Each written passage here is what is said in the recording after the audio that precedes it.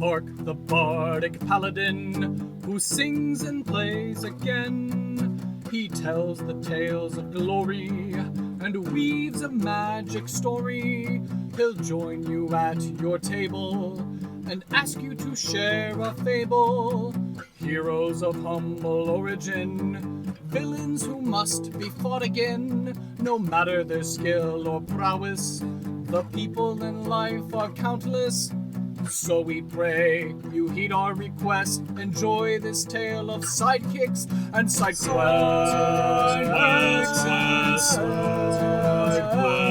And side quests.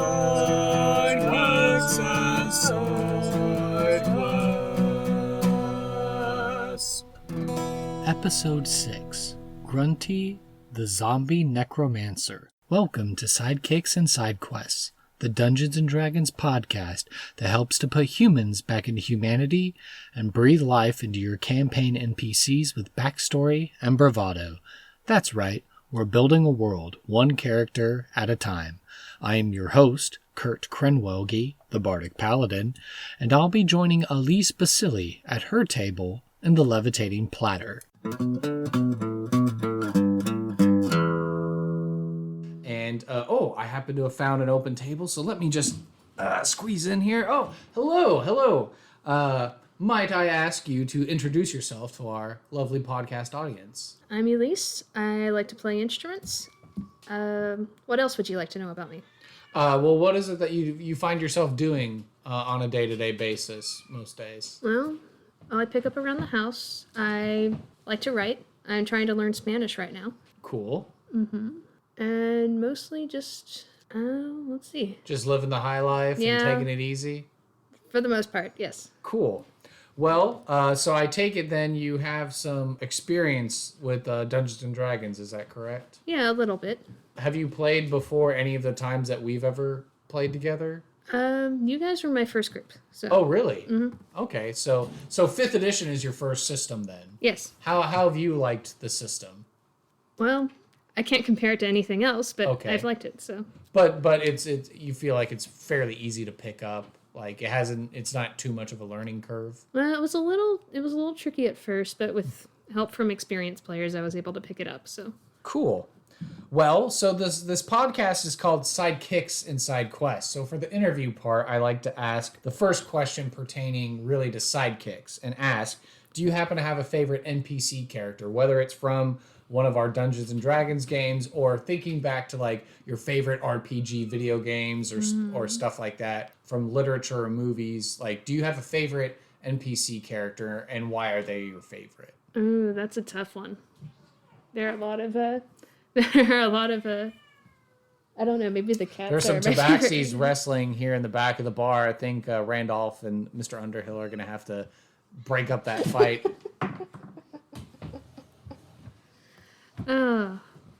No, that's a tough question. There's a lot to choose from. You know what, I'm just going to have to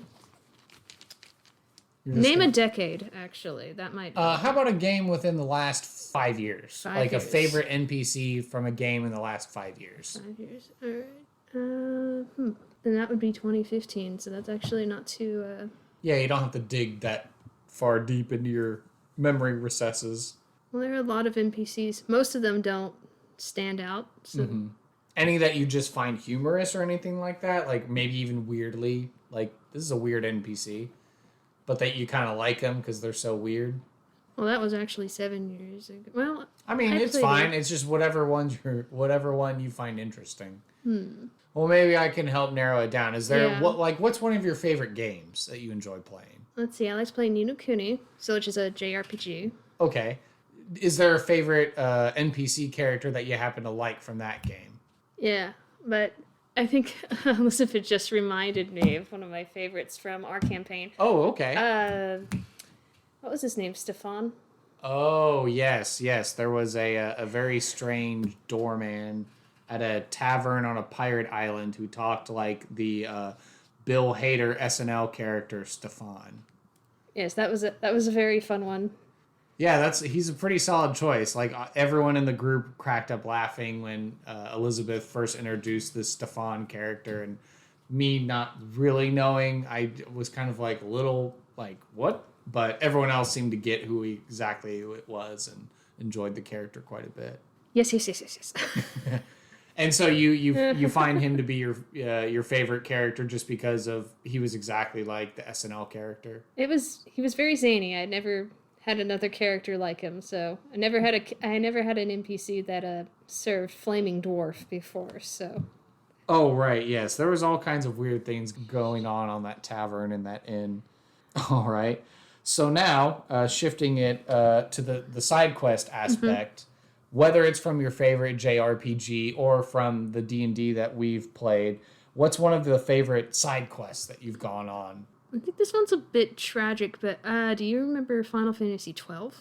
I haven't actually played that many of the Final Fantasy games. I know of their popularity and existence, and I bought my wife a copy of Final Fantasy 15, but I'm not familiar with 12, so feel free to enlighten me with this side quest that you're about to explain. Yeah, so there are a lot of side quests in Final Fantasy XII, usually a hunt or something that they put on the board in the tavern or wherever you happen to have it, but this one actually was more of a free side quest. It involved, there are these sand people whose names escape me at the moment, but okay. It was a very proud tribe of people that wouldn't ask for help, or I don't know if people's the right word, they were sort of humanoid. Okay.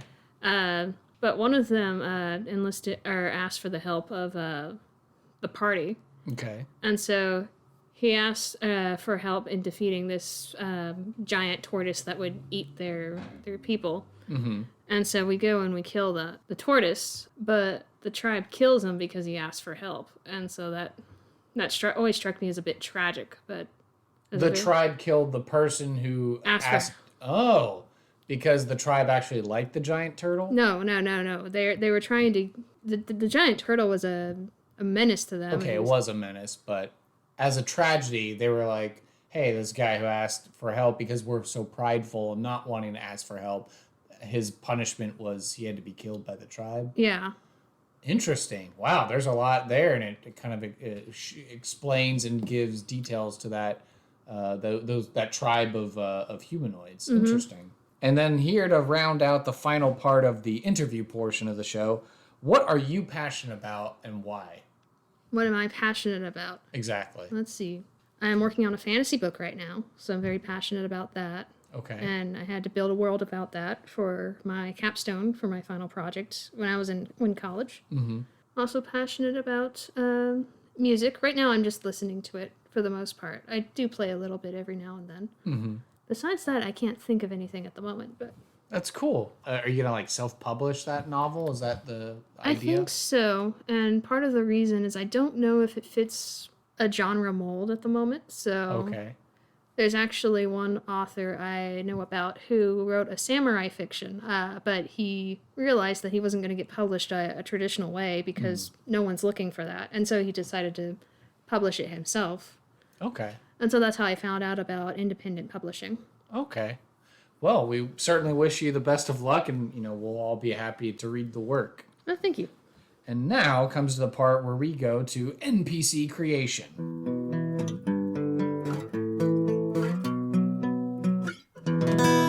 And so now, essentially, since we've sprung this on you, I think we've decided to go the route of generating randomly by dice rolls. Is that correct? Yes. Okay, perfect. So I have my tables here, and through rolling on the tables with your bag of dice that you've brought, we'll be able to generate a completely random character. So as we go down the list, the first thing we need to figure out is the name for the character. So I pulled up my list here. Why don't you go ahead and roll a d20 and let me know what you get.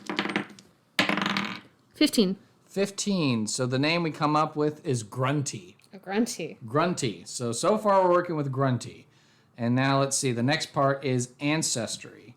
Okay, this one's fun. I haven't re-sorted it, but let's go ahead and roll 2 d10s for a d100 effect. Okay. So we're going to see what we get. That was 30 and 2. 32. 32. So Grunty is a zombie. Okay, so far it's so good. All right. Let's see. What is the jobber role? Okay, so let me go to that tab. Let's go ahead and roll on a D8 to figure out what Grunty the zombie's job is. 7. Oh, perfect. Necromancer. Grunty the zombie necromancer. Okay. And now we're going to figure out how old Grunty is. So let's go ahead and roll a regular D10. Here we go. 3. 3. Child. Grunty the zombie necromancer kid. Okay. This is sounding very interesting so far. Now that we've had some prompts generated by dice rolls, now we need to describe Grunty's physical appearance and then come up with 3 adjectives to describe Grunty. So what are you thinking? Let's see, little kid. I was like going off to old man, but now it's just, this has ruined my perception a bit. I know, now we're discovering the character, so what do you imagine Grunty to look like? Probably gray-skinned, decaying, but also, well, very short. Obviously, he's a kid, so. Okay, a small child. Yeah. Gray skin, decaying. Probably he's dressed in necromancer robes because he's obviously a necromancer kid. Yeah. Fun. Okay. All right. Let's see. Do we have any adjectives that we can think up of for Grunty? For his personality or his appearance? Just adjectives. Appearance. Whatever you think best encapsulates the spirit of Grunty. Probably, maybe a little grumpy, maybe a little lethargic. He's a zombie, so there's Grumpy, lethargic. Okay. Let's see. Well, are zombies so do they live longer than humans? Do they have the same life? Or do they not age at all? Or? I mean, they're undead. So as long as the magic persists, that holds them in place. And especially since he's a necromancer, he's just like perpetually undead. So I suppose cynical could be another thing. I mean, he could be actually... Grumpy, lethargic, and cynical kid. He's just like... I mean, he might act more like an adult than a kid, since he might be hundreds of years old, right? Potentially, yeah. And if he was a super intelligent child to become a necromancer and then end up in his current predicament. Okay, now's the part where we figure out the valuable item that this character holds. So I want you to roll a d4 so we can figure out if he has a specific item, a piece of lore, a secret, or a concept or ideal that he follows. 4. 4. Okay, so that would be an ideal or concept. So now why don't you go ahead and roll a d6 so we can figure out what it is. 1. 1. Justice. Interesting. So Grunty, the zombie necromancer kid, is cynical, but also he's cynical, but he wants justice. This is okay. Strange, but people are complicated and strange.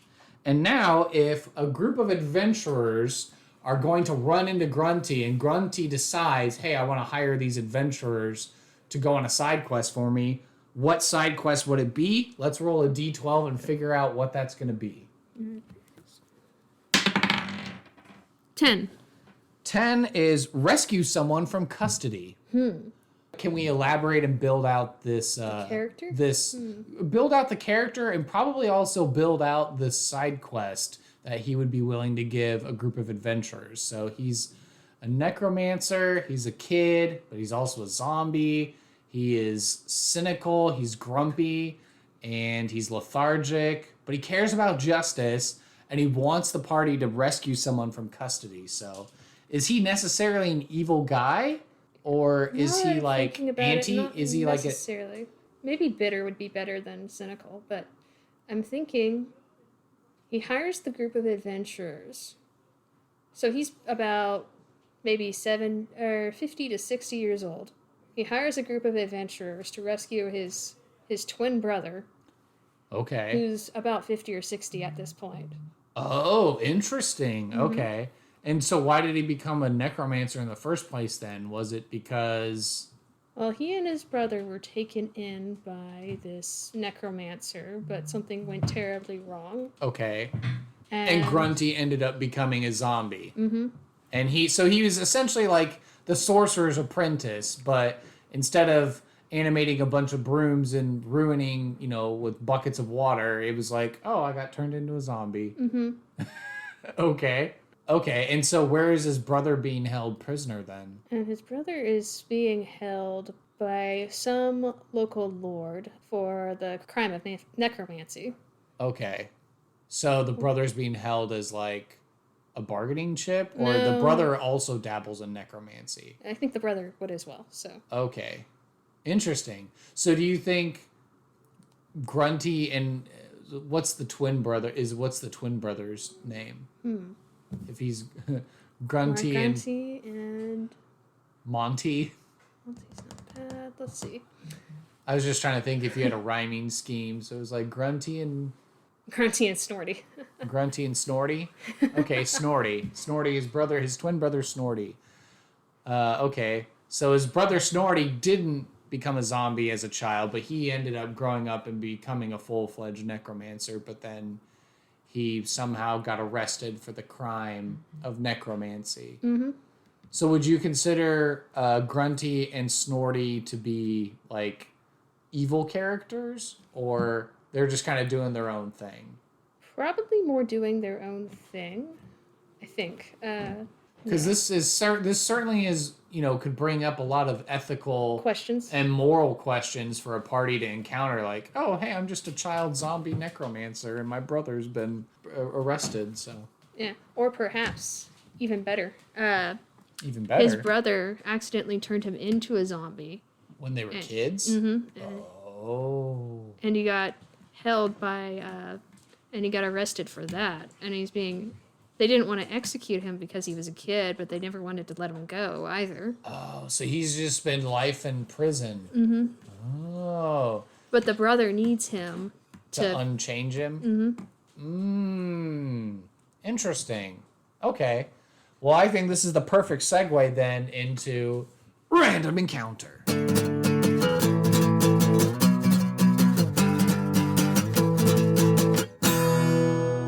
All right, so now is the part of the show where, based on all this information that we've learned, I'm going to attempt to lead us in a role-playing exercise. I want you to channel your best Grunty the zombie necromancer boy, and we'll see if we can role-play a situation where someone might come across him. So I seem to have adopted an adventurer, a generic adventurer. So we'll say...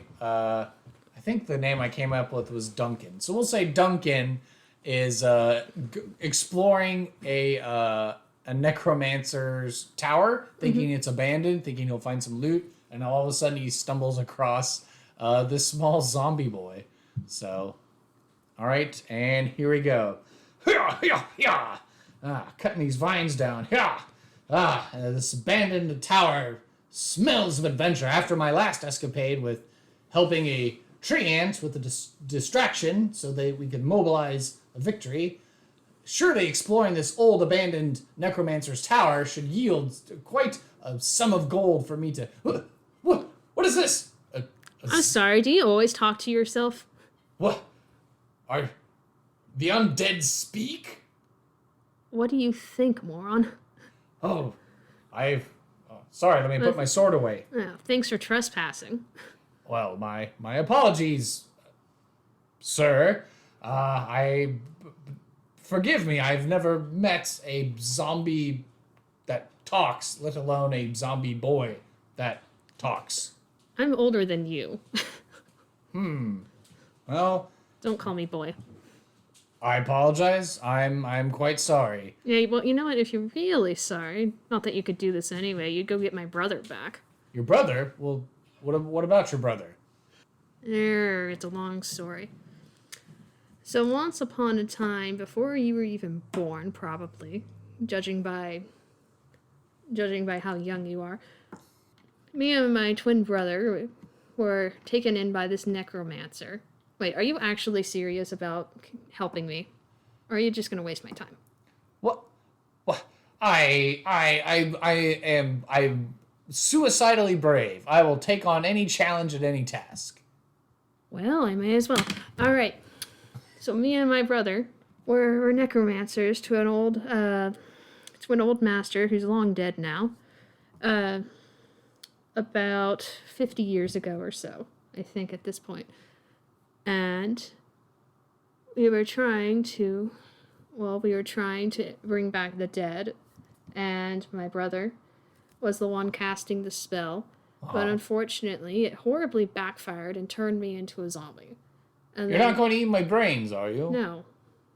I'm just making sure. I'm not going to eat them if you're going to go rescue my brother so I can get back to normal again. And unfortunately, he got held by the Lord over in the kingdom of Aracorn over there for the crime of turning me into a zombie. Okay. And unfortunately, he didn't realize that he needs to undo the spell. And so I've been here, and I can't leave the tower because of the binding powers in it. Oh, my goodness. It is quite a predicament. I'll tell you what, young sir, I will... Excuse me, old sir. Yes, I'll tell you what, sir. I will go and fetch your brother from the prison, and I will do it post-haste. Onward! Okay, do you know his name? Do you know what he looks like? Oh, well, I imagine he must look like you, but older. Physically older. For you appear to be a child. Yes. Except he's probably not having gray skin and rotting flesh. He may have gray hair. Aha! His name is Snorty. When I saw him last, he had brown hair and brown eyes, so that doesn't help much. But I don't know what he looks like now since it's been 50 years, but other than that, I can give you that much. He probably has gray hair at this point, so.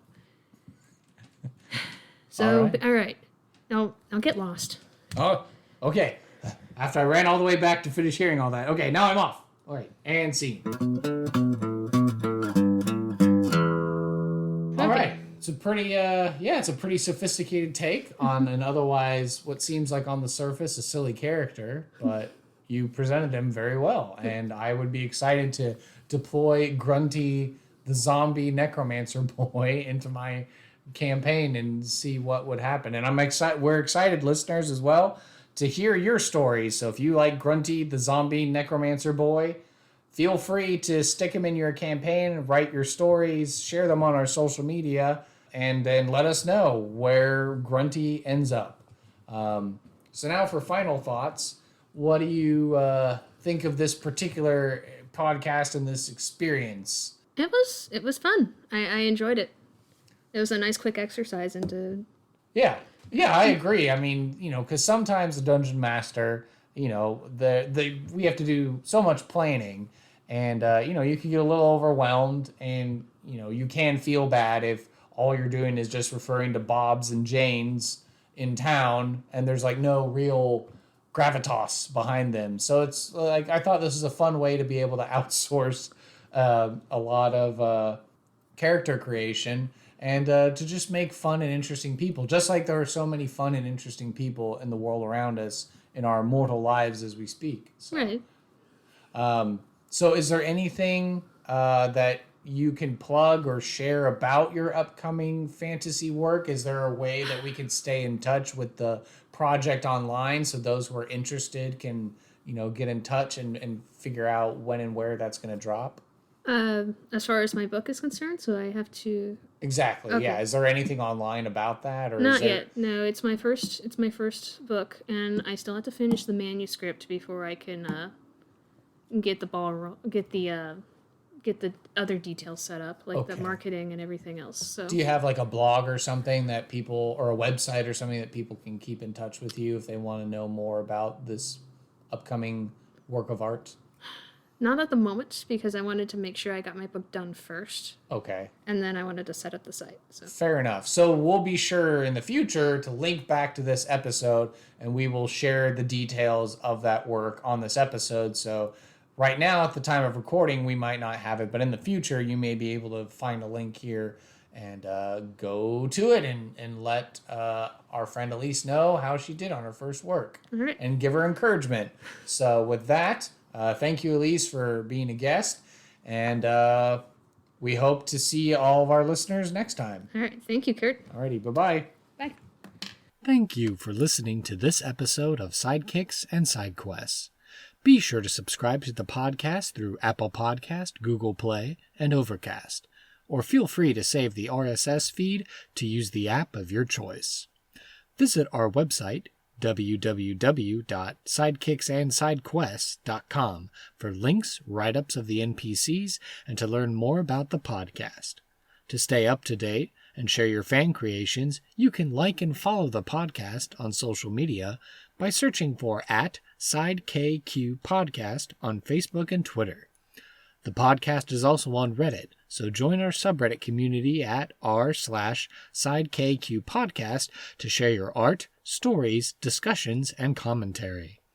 If you'd like to hail the bard, send an email to sidekicksandsidequests, all one word, @gmail.com. I ask that you please leave an honest review on iTunes to help spread the word about the show. Sidekicks and Sidequests is unofficial fan content permitted under the fan content policy, meaning I'm not approved or endorsed by Wizards. Portions of the materials used are property of Wizards of the Coast. Copyright Wizards of the Coast, LLC. Thank you for your support, and I'll see you at the pub next time. Bar to rock on 1, 2, 1, 2, 3, 4.